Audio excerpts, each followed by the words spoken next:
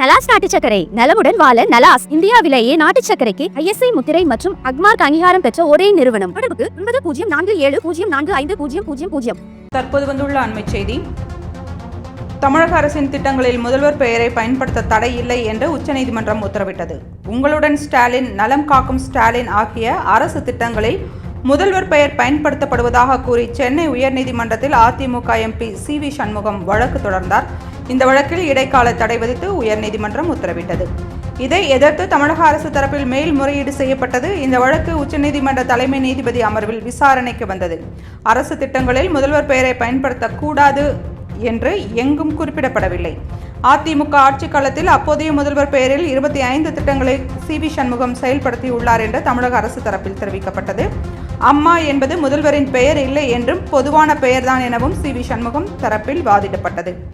திட்டங்களில் அரசியல் தலைவர்களின் பெயர்களை பயன்படுத்தக்கூடாது என்று எங்கு குறிப்பிட்டுள்ளார்கள், அதை காட்டுங்கள் என்று CV சண்முகம் தரப்பிற்கு நீதிபதிகள் அறிவுறுத்தினர்.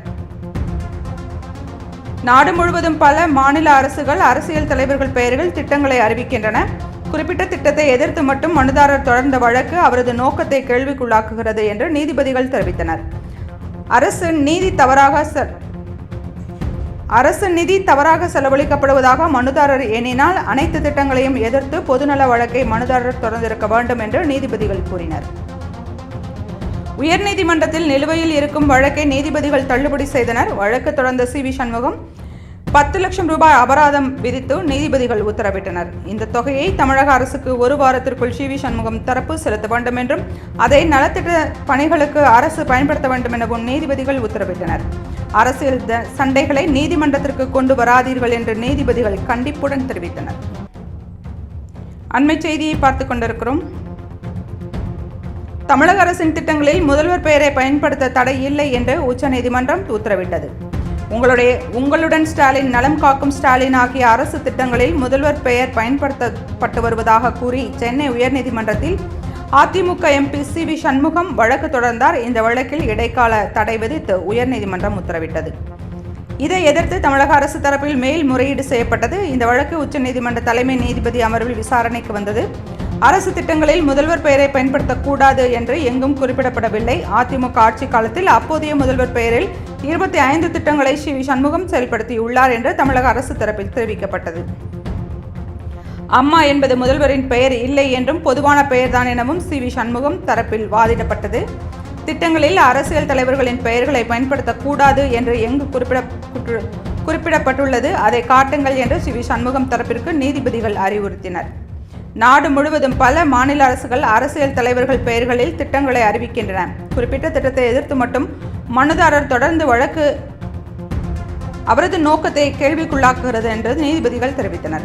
அரசு நிதி தவறாக செலவழிக்கப்படுவதாக மனுதாரர் எண்ணினால் அனைத்து திட்டங்களையும் எதிர்த்து பொதுநல வழக்கை மனுதாரர் தொடர்ந்திருக்க வேண்டும் என்று நீதிபதிகள் கூறினர். உயர்நீதிமன்றத்தில் நிலுவையில் இருக்கும் வழக்கை நீதிபதிகள் தள்ளுபடி செய்தனர். வழக்கு தொடர்ந்த CV சண்முகத்திற்கு 10 லட்சம் ரூபாய் அபராதம் விதித்து நீதிபதிகள் உத்தரவிட்டனர். இந்த தொகையை தமிழக அரசுக்கு ஒரு வாரத்திற்குள் CV சண்முகம் தரப்பு செலுத்த வேண்டும் என்றும் அதை நலத்திட்ட பணிகளுக்கு அரசு பயன்படுத்த வேண்டும் எனவும் நீதிபதிகள் உத்தரவிட்டனர். அரசியல் சண்டைகளை நீதிமன்றத்திற்கு கொண்டு வராதீர்கள் என்று நீதிபதிகள் கண்டிப்புடன் தெரிவித்தனர்.